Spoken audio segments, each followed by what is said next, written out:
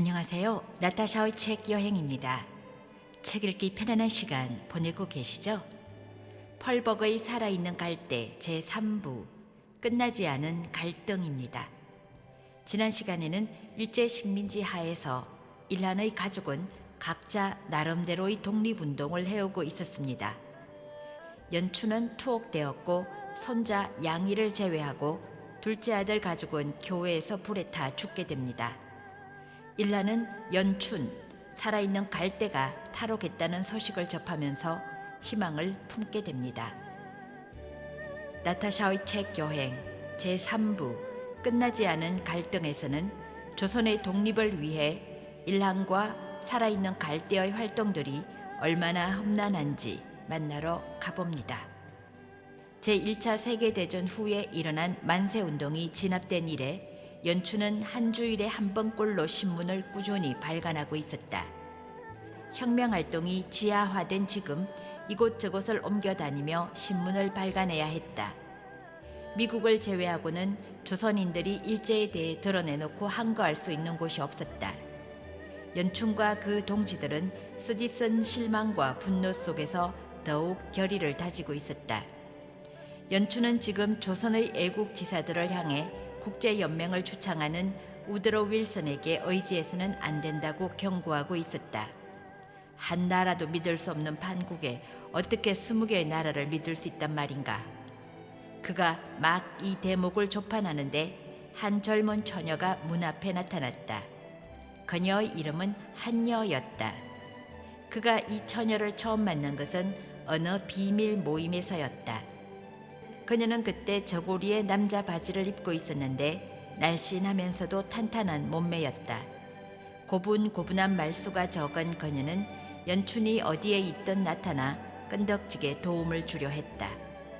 그러나 연춘은 여자에게 신경을 쓸 여유가 없었기에 여자를 마음에 둔 적이 없었고 앞으로도 그럴 작정이었다.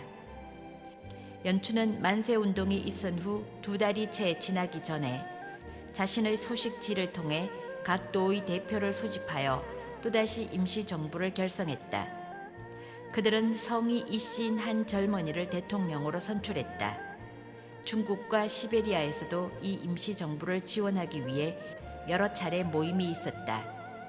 당시 이 대통령은 조선인 동포들을 만나기 위해 미국으로 건너가 있었다. 그러나 우드로 윌슨은 그에게 여권을 발급해 주지 말라고 국무성에 지시했다. 그런 사람에게 여권을 발급해주면 일본인들이 자극을 받을 것이고 일본의 힘을 기반으로 하여 아시아의 평화를 구축하고자 하는 이 마당에 그런 일은 바람직하지 못하다는 이유에서였다. 연춘은 이 소식을 듣고 쓴웃음을 지었다. 평화?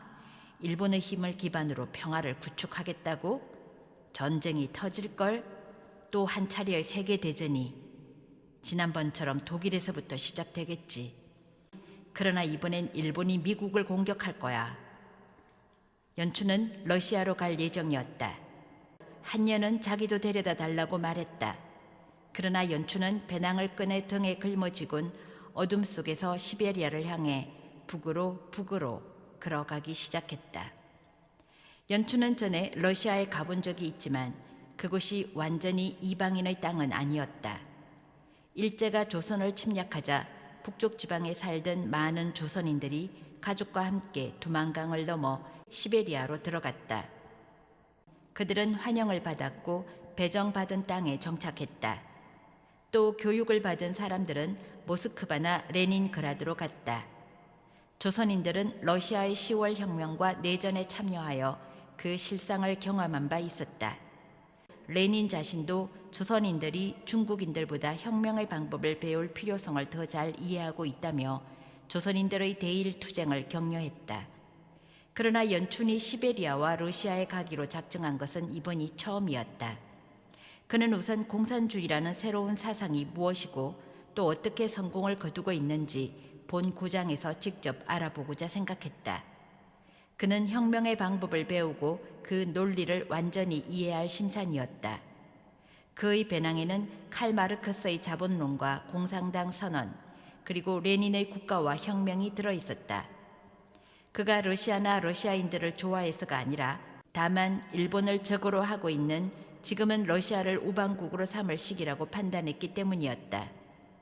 오래전 대원군도 일본과 러시아를 다 싫어하면서도 같은 수법을 쓴 적이 있었다. 연춘은 밤낮으로 역사를 반추하고 또 반추했다. 연춘은 태어난 이후에만 해도 일본과 러시아는 2번이나 비밀 접촉을 통해 38선에서 나누어 먹으려 했으나 그때마다 미국과 영국이 두려워 결국 포기하고 말았던 것이다. 그는 산맥을 따라 북으로 걸어서 안동으로 향했다. 안동은 압록강 어귀의 만주 땅에 있는 도시였다. 여기서 그는 서북쪽으로의 머나먼 여행을 떠나기에 앞서 잠시 쉬면서 러시아의 상황을 알아볼 생각이었다. 그가 안동에 도착한 것은 초여름이었다. 그는 거기에서 많은 한국인을 만났다. 조그만 장사를 하며 가정을 꾸리고 있는 조선인도 없지는 않았으나 대부분은 그와 같은 독신으로 조국을 해방시킬 방도를 끊임없이 모색하고 있었다. 그들은 한결같이 연춘의 러시아행을 말렸다. 러시아에선 이미 혁명이 끝났으니 중국으로 가라고 했다. 그는 이 충고를 따랐다. 그는 다시 짐을 꾸려 만주 깊숙이 들어갔다. 만주에서 그는 조선군 출신들과 같이 지냈는데 그들은 만세 운동이 실패로 돌아갔음에도 조금도 실망하지 않는 눈치였다. 그들은 오히려 다음번 세계대전이 일어날 때를 대비하고 있었다. 일본이 점점 혼란스러워지는 중국의 군침을 삼키고 있기 때문에 세계대전이 반드시 다시 일어나리라는 것이었다. 그리고 새로운 대혁명이 중국 남부로부터 마치 뭉게구름처럼 피어오르고 있다는 것이었다. 연춘은 선문이 군대가 필요하다는 것을 알고 있기에 남쪽으로 방향을 잡아 중국 본토로 향했다. 그가 북경에 도착했을 때는 이미 초여름이었다. 그는 심한 폭풍에 발길이 묶였다. 그곳에서 연춘은 강화도 전등사로 출가했다가 탁발성이 되어 금강산 유점사로 갔던 성녀 김씨를 만났다. 밤이 이석하도록 성녀와 이야기를 나누느라 그들은 밤참까지 먹고 난 뒤 잠자리에 들었다. 그러나 연춘은 이곳 북경에서 동료들과 같이 지내면서 그가 참으로 하고 싶어하는 일, 즉 혁명을 위한 새로운 잡지를 창간하기로 결심했다. 한여가 다시 그 앞에 나타났다.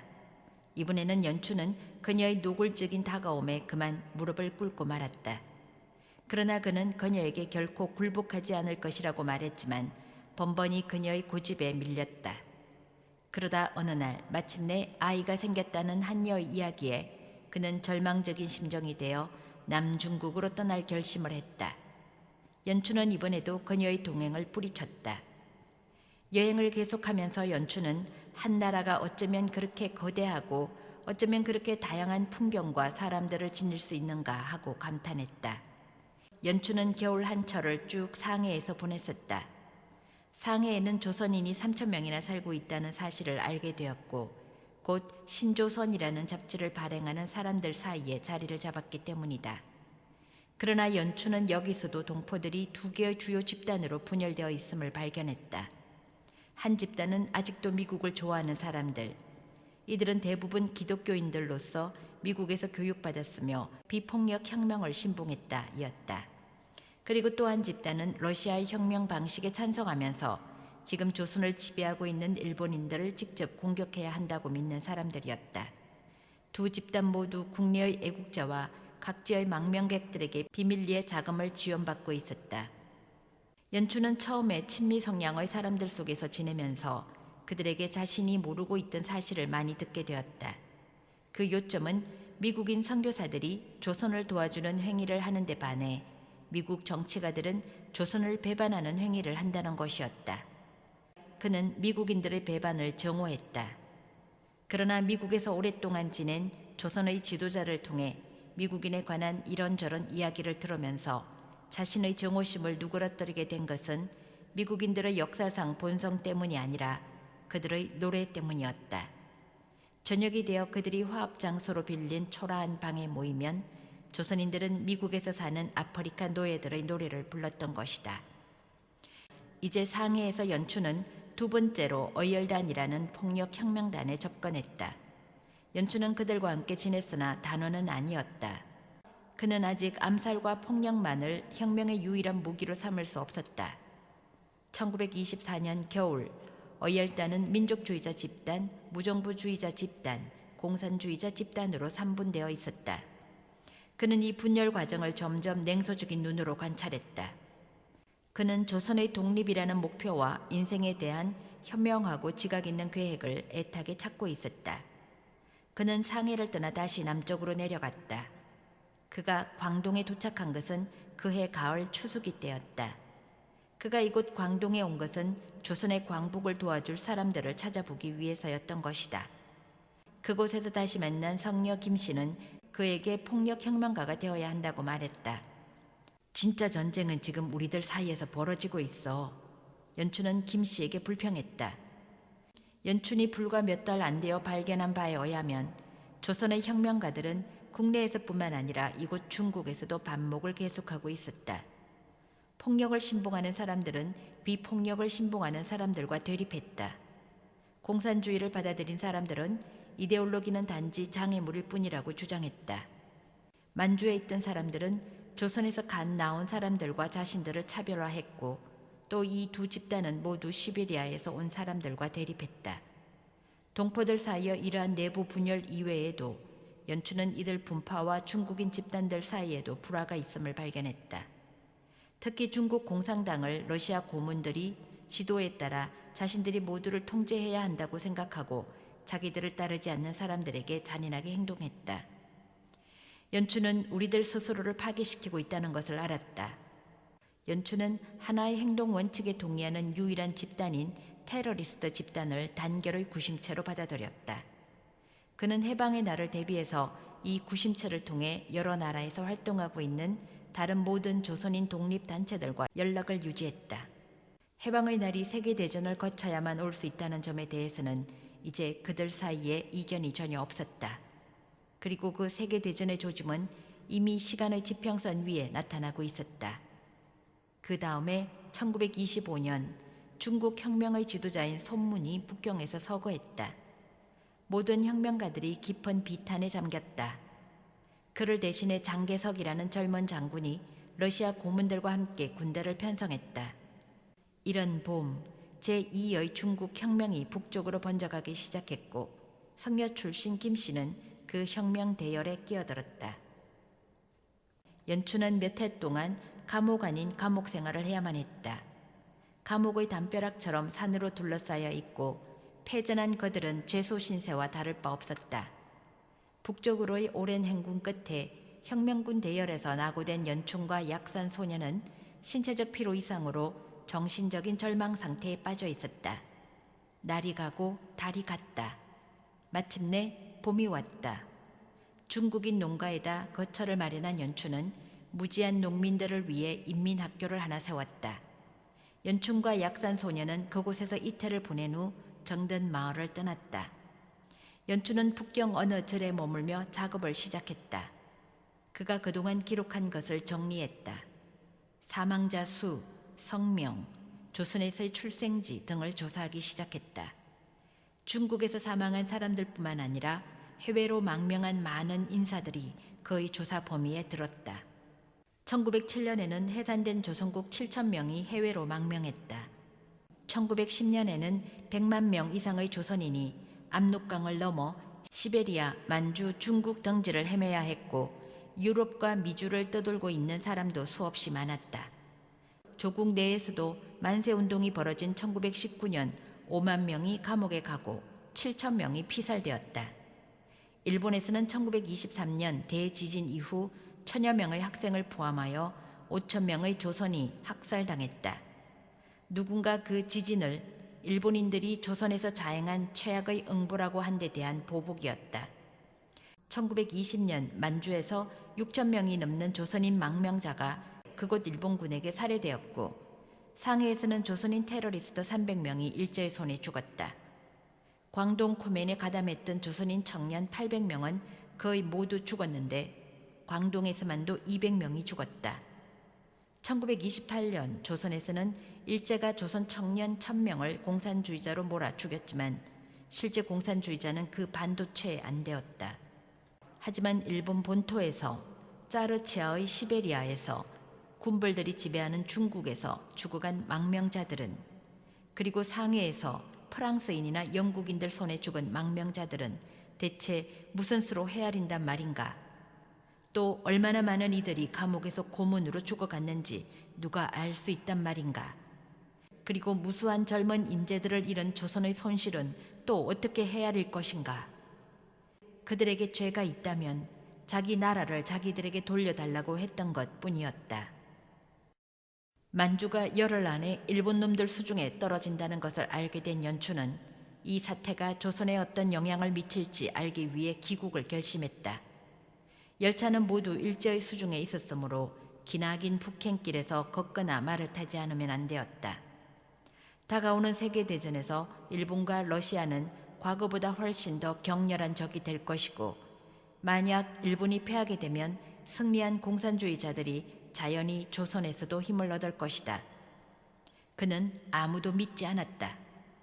안동에 도착한 연춘은 더 이상 지체하지 않고 고향집으로 달려가고 싶었다. 옛집의 안온한 분위기가 그리웠다. 그러나 연춘은 아들을 찾고 싶었다. 그는 아들을 찾기 위해 며칠만 더 하며 기다린 것이 몇 주가 훌쩍 지나가 버렸다. 그러던 한여름의 어느 날 드디어 서양에서 전쟁이 터졌다. 연춘은 그제서야 아들을 못 데리고 가더라도 하루빨리 귀국해야겠다고 마음먹고서 자기가 하던 일을 서둘러 다른 사람에게 인계했다. 그즈음 부탁을 해두었던 노파가 한 젊은이를 데리고 왔다. 연춘은 그 젊은이가 연춘 자신도 한여도 닮은 구석이 없어 실망했다. 그러나 그의 귀를 보고 그가 안동 김씨 혈육이라는 것을 알게 되었다. 그의 귀도 동생 연왕과 똑같았기 때문이었다. 그 젊은이의 이름은 사샤라고 했고, 어머니는 먹을 것을 훔치러 들어간 집에서 죽임을 당했다고 했다. 연춘이 사샤를 데리고 기억도 생생한 대문 앞에 섰을 때는 자정이 넘어 있었다. 조상 대대로 살아온 집의 아늑한 방에서 연춘은 이제 국내뿐만 아니라 해외까지 닿을 수 있는 연락망을 짜기 시작했다. 그의 목적은 두 가지였다. 첫째는 조선인들로 하여금 성전에 대비하게 하여 일본이 쫓겨가면 곧바로 기능을 수행할 정부를 갖추게 하려는 것이고, 둘째는 다른 나라, 특히 미국에 있는 동포들을 분발시킴으로써 승리를 촉진하려는 것이었다. 러시아는 수백 년 동안 조선의 해안과 산지에 감추어진 귀중한 광물들, 어장들, 그리고 유속 빠른 강과 좋은 항만 조건 등을 탐내왔다. 그는 혁명이 일어났다고 해서 러시아의 본질까지 변했다고는 생각하지 않았다. 그 나라의 야욕은 굶주린 이들의 새 정권에 의해 오히려 날카로워지고 강화되었을지도 모를 일이었다. 그들의 조상은 아사지경의 농민들이었다. 이제 그들이 살찌고 부유해질 차례가 왔다는 것이었다. 연춘이 자신의 원대한 목표를 달성하려면 어찌해야 하는가? 그는 이 문제를 놓고 오랫동안 고심했다. 그는 너무나 잘 알려져 있었기에 지하의 핵심 인물들이 그가 집에 돌아왔음을 알고서 선이 닿기만을 기다리고 있는 것이 확실했다. 연춘이 들어왔다는 것을 그들이 알고 있다는 작지만 중요한 징표들이 많이 있었다. 벽과 대문에 그려진 투박한 대나무 그림이 눈에 띄었고, 또 일상생활용품 가운데 어떤 것들은 대나무라는 이름을 얻었다. 그리고 봄과 성장을 노래한 시들이 거리에 나붙었는데 그의 이름을 직접 언급한 시는 하나도 없었지만 어떤 것들은 살아있는과 갈대라는 낱말을 사용하고 있었다. 연춘은 병원에 근무하고 있는 조카 양과 상의했다. 연춘이 보기에는 양은 정치에는 관심이 없는 것처럼 보였다. 그는 1인에게도 그리낌 없이 인사하고 유창한 일본어로 이야기를 하면서 자유로이 내왕했다. 1인 환자들 가운데는 조선인 의사를 신뢰하지 않으면서도 양만은 믿는 이들이 많았다. 양은 또한 미국인 의사와는 완벽한 영어를 구사하면서 따뜻한 애정을 갖고 함께 일하는 모습이 꼭 부자지간 같았다. 연춘은 기회를 봐서 양에게 조언을 구했다. 미국 정부를 설득하여 우리를 독립할 권리를 인정하게 하고 우리들이 자치 능력이 있음을 인식시키기 위해 미국에 있는 주요 인사에게 편지를 전달해야 한다고 했다. 양이는 무용수 마리꼬를 소개시켜 주었다. 마리꼬의 한쪽 부모는 영국인이고 그 여자의 할아버지는 중국에 나와 있던 영국 외교관이었는데 만주 처녀와 사랑에 빠졌다. 그 처녀는 어느 왕자의 딸이었다고 한다. 두 사람은 목숨을 부지하기 위해 중국을 탈출했다. 두 사람은 영국에서도 받아주지 않자 파리로 갔는데 거기서 마리꼬 어머니가 태어났다. 마리꼬의 아버지는 베를린 주재 일본 대사였는데 두 사람은 결혼해서 일본으로 갔고 마리꼬는 12살 때 부친이 일본 왕의 특사로 파견될 때까지 거기서 자랐다. 마리꼬는 5개 국어를 똑같이 잘하지만 무엇보다도 예술가였다. 마리꼬는 일본인 극장에서 춤을 추는 무용수였다. 양은 그녀를 자신만큼이나 믿었다. 한편 사샤도 마리꼬를 사랑했다. 사샤는 양을 질투했다. 또한 사샤는 미국을 받아들이고 싶어 하지도 않았다. 미국으로 간 마리꼬에게는 연락이 없었다. 한편 북쪽에서 러시아 군대가 몰려오고 있다는 소식을 접했다. 밖에 나갔던 사샤가 대문을 벌컥 열고 들어와 폭탄이 일본에 떨어졌고 도시 하나가 완전히 불바다가 되었다고 소리쳤다. 사샤는 그놈들 또 한 방 맞을 거라며 웃었다. 이란과 연춘은 사샤의 그런 웃음소리에 소름이 오싹했다. 이틀 후 러시아가 일본에 전쟁을 선포했다. 일본은 항복하지 않았다. 사흘째 되는 날 두 번째 폭탄이 나가사키에 떨어졌다. 나흘째가 되자 일본은 천황이 왕위를 유지한다는 조건만을 달고 항복을 선언했다. 한바탕 회오리가 휩쓸고 지나가자 김씨 가문의 남자들, 이란과 연춘 그리고 두 손자는 마음을 다잡았다. 이 나라 지하 정부로부터 모든 미군의 진주를 기다리라는 지시가 있었다. 그때까지 일본인들은 어떤 움직임도, 일본인에 대한 어떤 보복 행위도, 어떤 반란의 조짐도 보여선 안 된다. 집안에서 조용히 기다려라. 우리의 희망이 미국에 있다. 연춘은 신음하듯 말했다. 그 역시 조바심이 나 있었다. 일란만은 노인답게 냉철한 침착성을 유지하고 있었다. 일란과 양은 미국을 신뢰했지만 사샤는 어떤 마음인지 아무도 몰랐다. 연춘은 침착하지도 확신에 차 있지도 못했다. 희망과 두려움이 똑같은 힘으로 그를 흔들어 놓아 승전국과 패전국 정부 사이에 공식 절차가 서서히 진행되고 있는 동안 밤이고 낮이고 마음의 안정을 찾지 못했다. 한편 러시아 군대는 이미 북부 지방에 밀려들고 있었다. 거친 군인들이 도로와 마을들을 메우고 도시로 몰려드는 모습을 사냥개 앞의 토끼처럼 넋놓고 지켜볼 따름이었다. 미군이 오기 전에 그들이 어디까지 진군해 올지 불안했다. 하지만 그들은 한반도 전역을 장악하지는 못하게 되어 있었다. 어떤 장교 하나가 지도 위에 선을 그어 놓았던 것이다. 러시아 군대는 위도 36도 선에서 멈춘다는 이야기가 돌았다. 38선이 어디지? 일부 사람들은 전에 러시아와 일본이 조선을 거기서 나누기로 타협했던 사실을 기억하고 있었다. 사람들은 불길한 예감에 사로잡혀 자기 집이 혹 공산 지배하에 놓이게 되지는 않는지 알아보려 자식들이 쓰다 둔 옛날 교과서에서 지도를 찾아보았다. 우려가 사실로 드러나는 경우 미군이 어서 와주길 기도했다. 미군이 어디에 있단 말인가? 자고 있지. 사샤가 웃으며 말했다. 올 거야. 양이 침착하게 대꾸했다. 하지만 그들은 오지 않았다. 9월 아흘의 날 마침내 미군이 온다는 소식이 전국에 알려졌다. 그들은 인천항으로 들어올 것이라고 했다. 소식을 접한 사람들은 전국 어디서든지 깃발과 태극기, 꽃과 선물을 준비했다. 하지만 아직은 아무도 집 밖에 나올 엄두를 못 내고 있었다. 일본인 총독이 지금 조선 남부에 살고 있는 60만 일본인들에게 조선인들이 보복하는 일이 없도록 하기 위해 일경이 치안을 유지할 수 있도록 해달라고 미국의 요청에 허락을 받아냈기 때문이었다. 조선인들은 집 밖에 나가지 않았으며 어떠한 보복도 하지 않았다. 조선인들은 대단히 긍지가 높은 민족이어서 어떤 경우에도 그처럼 사사로운 복수나 자행할 사람들이 아니었다. 일본인 총독은 곧 명령을 내렸다.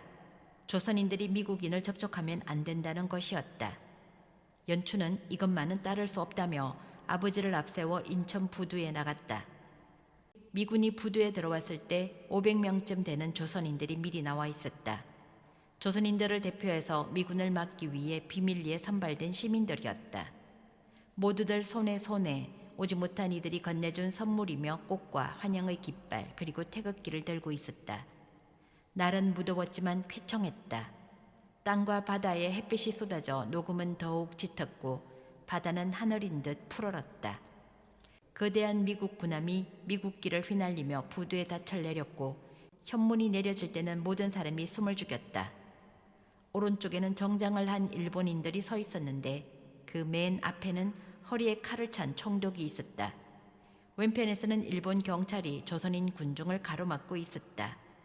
그러나 막는다고 가만히 있을 그들이 아니었다.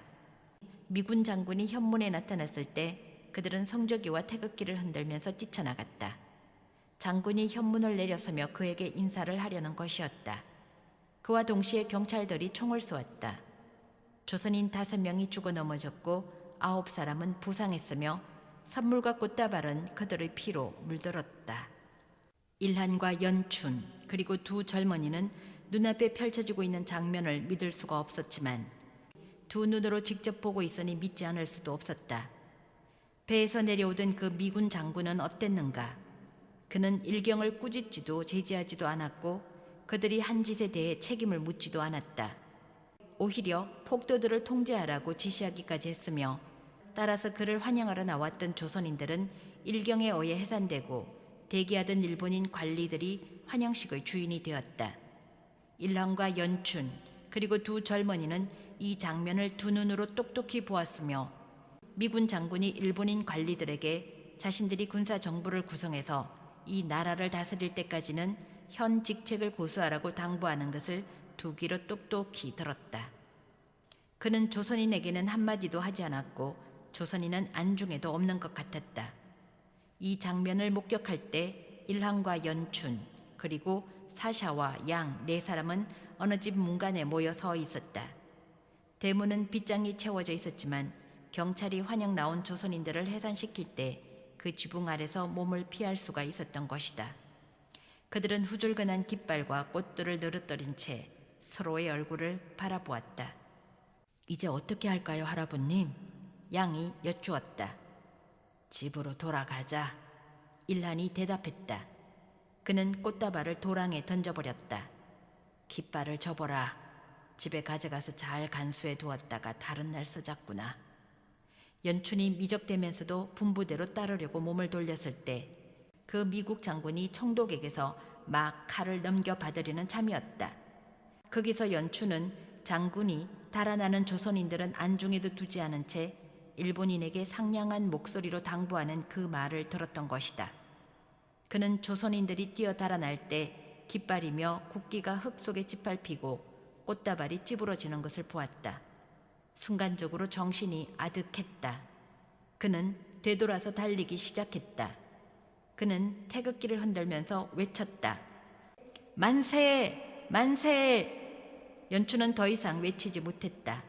즉시 총이 겨누어지고 총성이 울리는 순간 그는 목숨이 끊어진 채로 흙바닥에 나뒹굴게 된 것이다.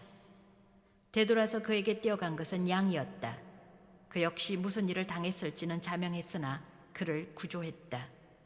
조선인들과 조금 떨어진 곳에 몇 사람의 미국인, 그러니까 선교사들과 학교 선생들 그리고 의사들이 있었는데 양을 말리러 뛰어든 사람은 의사였다.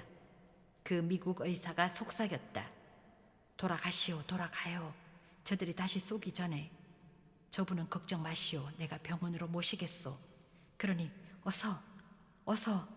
저 사람들은 나를 싫어하오. 난 당신을 구해줄 수 없소. 양은 그의 말을 따르는 수밖에 없었다. 이란이 쓰러져 있는데 사샤가 머리를 받쳐들고 있을 뿐 일으켜 세우지 못하는 것을 보았기 때문이다. 두 젊은이는 힘을 합쳐 노인을 일으켜 세우고 연춘의 시신이 오는 것을 기다리기 위해 병원으로 모셔갔다. 가는 길에 양이 할아버지를 위로했다. 큰아버님은 스스로 이런 죽음을 택하신 거예요. 하지만 이란은 위로받기를 거절했다. 내가 지금 위로받게 되었느냐? 조용히 있거라. 그러나 조용해질 수가 없었다.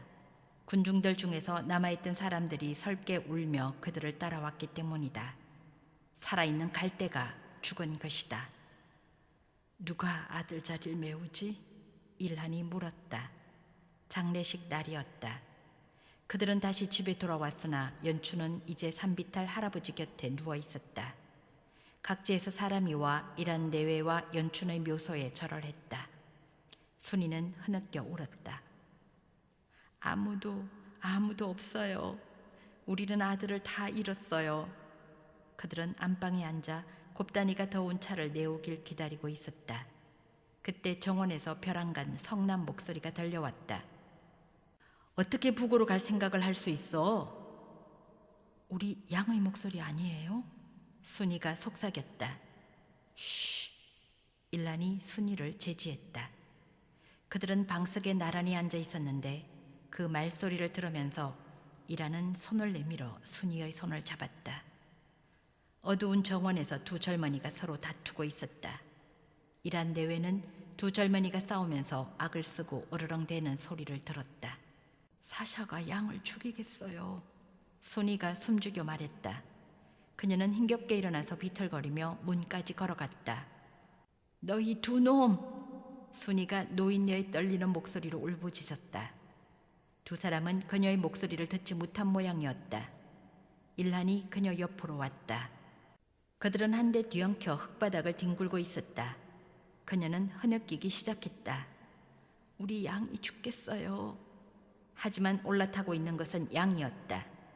양은 사샤의 어깨를 움켜쥐고 그의 머리를 굳은 땅바닥에 부딪혔다. 사샤가 딱딱 부딪는 이빨 사이로 소리쳤다. 형은 자존심도 없어? 형은 여기서 살라고. 저 미국 놈들의 모욕이나 받고 부끄러운 줄도 모르는 내 목 나. 이란이 느닷없이 순이를 밀쳤다. 그는 후덜거리는 다리로 성큼성큼 두 젊은이에게 가서 둘을 떼어놓으려고 안간힘을 썼다. 너희들이 싸우는 것을 보아야 하니? 내 집에서 너희 둘이 싸우는 걸? 우리는 언제까지 서로 싸워야 하는 거냐? 이란의 목소리에 양은 퍼뜩 정신을 차렸다. 그는 일어나서 숨을 몰아쉬며 흐느꼈다. 할아버님. 그는 입을 열었지만 말을 잇지 못했다. 사샤도 따라 일어났다. 그는 허리를 굽혀 어깨에서 떨어졌던 배낭을 집어들었다. 예전에 쓰던 배낭이었다. 그러고 보니 차림새도 그가 처음 왔을 때의 그 옷에 그 굽 높은 구두와 벨트 달린 튜닉 상이었다. 사샤는 그들 발밑에 침을 뱉고는 배낭을 어깨에 둘러매고 열려있는 대문으로 달려갔다. 양은 허리를 굽혀 땅바닥에서 작은 종이 한 장을 주워들었다. 그가 일한에게 말했다. 이것 때문에 돌아버린 거예요. 아버지를 묻은 뒤에 이것까지 본 거예요. 제가 너무 심했어요. 저도 알아요. 하지만 어떻게 제가 그럴 수 있었는지 제 자신도 모르겠어요. 일하는 손자에게 종이를 받아 석등 불빛에 한자 한자 읽었다. 그것은 파리에서 온 전보였다. 살아 계신가요? 그는 머리를 흔들었다. 도대체 무슨 말인지 모르겠구나. 그는 이렇게 말하면서 쪽지를 다시 양에게 건네주었다. 안으로 들어와라. 순이가 불렀다. 하지만 양은 할머니의 말이 귀에 들어오지 않았다. 그는 돌로의자에 앉아서 두 손으로 머리를 감쌌다. 일란도 그녀의 말에 개의치 않았다. 그는 대문간으로 가서 문 밖의 어둠을 응시했다. 사샤가 뛰어든 밤의 어둠 속을. 독립이 대체 뭐지? 일한이 딱히 누구애랄 것도 없이 물었다. 그는 잠시 사이를 두었다가 스스로 대답했다. 독립, 그것은 행복한 꿈이었어. 들어오세요. 순이가 다시 부르더니 밖으로 나와 그의 손을 잡아 끌었다. 그녀가 달래듯이 말했다. 들어가요, 영감. 어서요. 그녀가 일한을 방석에 앉히자 곱다니가 찻 주전자를 들고 들어와 촛불을 켰다. 바깥 정원에서는 양이 천천히 제정신을 차리고 있었다. 그는 자신의 영혼이 몸 안으로 들어오고 있는 것을 느꼈다. 밤바람은 서늘했고 귀뚜라미 우는 소리가 들렸다. 사샤는 결코 돌아오지 않을 것이다. 그들은 사샤를 잃었다. 양은 연춘의 관이 무덤의 구덩이로 내려갈 때 사샤의 얼굴을 보고 그 점을 우려했었다. 그는 사샤가 흐느끼며 조문객들을 밀치고 달려나갈 때 그것을 알았다. 그는 있는 힘껏 사샤를 뒤쫓아갔지만 사샤가 먼저 집에 도착해 하인의 손에서 마리꼬의 전보를 낚아챘다. 파리에서 보낸 것이었다. 사샤는 대문간에서 기다리고 있다가 질투에 휩싸여 그에게 욕을 하며 사납게 달려들었다. 둘은 느닷없이 사생결단을 하듯 맞붙었다. 그의 손에서 떨어진 구겨진 종이 쪽이 눈에 띄었다. 양은 그것을 집어들고 반드시 펴서 다시 읽었다. 살아 계신가요? 이것이 전부였다. 장난이었을까? 아니면 사랑? 어쩌면 들뜬 혹은 외로운 기분에서 별뜻 없이 택한 낱말들일지도 모른다. 그때 문득 어떤 확신 같은 것이 무슨 목소리처럼 내부에서 솟아올랐다. 물론 목소리를 들은 것은 아니었지만 살아 계신가요? 살아있다. 큰아버지는 살아있는 갈대였다. 몸은 비록 무덤에 누워있지만 사람들은 그 말을 되뇌었고 어떤 이들은 그가 탈출한 감방의 거친 돌 틈으로 죽순이 솟아나왔다는 오랜 전설을 이야기했다. 하지만 관에서는 탈출하지 못했으며 사람들은 그것을 슬퍼하였다. 불과 며칠 전 큰아버지가 거의 수줍은 표정으로 언젠가 밤중에 남몰래 동생을 보러 왔을 때 당시 갓난애였던 양이 마치 전에 어디서 만난 적이 있는 듯이 자기를 알아보더라는 이야기를 들려주신 것이 생각났다. 너는 내 품에 팔짝 뛰어들어서는 두 손을 내 뺨에 댔어. 넌 전생에 나를 알았던 게야. 양은 그때 그 순간을 거의 다 기억할 수 있었다. 그는 또 연춘이 조선의 우국지사들 이야기를 들려주던 때가 생각났다. 귀에 큰아버지의 목소리가 들리는 듯했다. 봄이 되면 대나무의 늙은 뿌리에서 푸른 새순이 솟아난다. 늘 그래왔고 앞으로도 영원히 그럴 것이야. 인간이 태어나는 한은. 그때 할머니가 불렀다. 안으로 들어오너라. 들어와서 문을 닫아 양아. 그는 몸을 일으켜 문 앞까지 갔다. 그는 거기 서서 정신을 가다듬은 다음 말했다. 시내 좀 가봐야겠습니다. 할머님, 할아버님. 제 친구 편에 소식을 좀 보내야겠어요. 미국인 친구요. 무슨 소식을? 이란이 말했다. 제가 살아있다는 소식 말입니다. 양이 말했다. 시간이 너무 늦었다. 순이가 걱정을 했다. 그리 늦지 않았어요, 할머님. 그가 말했다. 제가 살아있는 동안요. 그가 절을 한 다음 두 분을 곱다니에게 맡기고 혼자서 길을 나섰다. 대문 너머 하늘에는 새로 나온 달이 높이 떠 있고 달 아래로는 늘 보는 별이 변함없이 반짝이고 있었다. 지금까지 나타샤의 책 여행이었습니다.